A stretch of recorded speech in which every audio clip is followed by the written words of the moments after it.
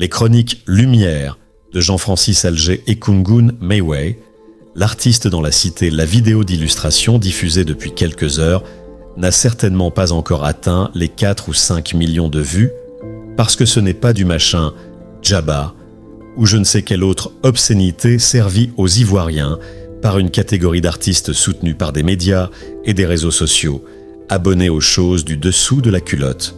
Si, Mayway, le père du Zoblazo et de Miss Lolo, prend une fois de plus, il avait déjà fait une sortie lors du débat sur le 3e mandat, son air le plus sérieux et solennel pour demander au chef de l'État de renoncer au 4e mandat, qui serait le mandat de trop, car le peuple ivoirien pourrait lui manquer de respect.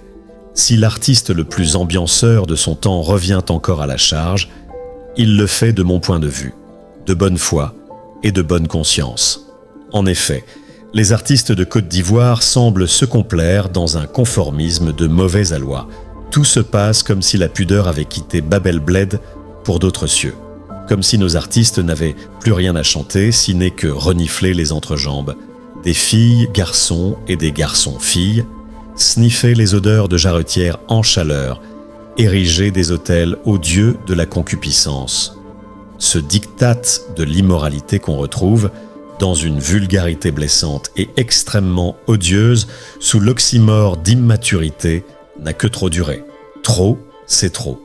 Même si Babel est un carré, ce n'est quand même pas le carré rose de Madame Claude pour qu'on serve, à la télé et partout, en diurne comme en nocturne, des images ou des sonorités simiesques violant nos valeurs et nos bienséances.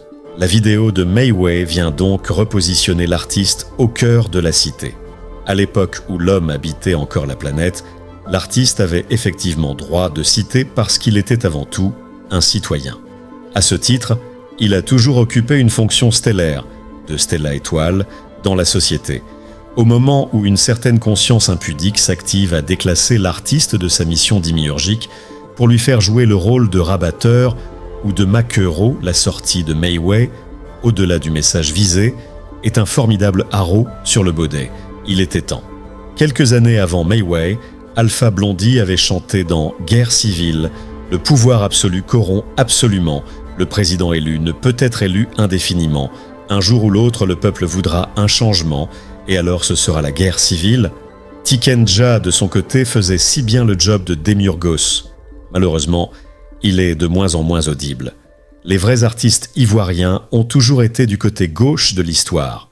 C'est pourquoi ils ne sont jamais rentrés dans l'histoire à reculons.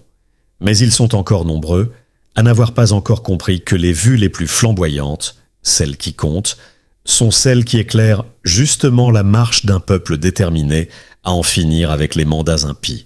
Que notre lumière soit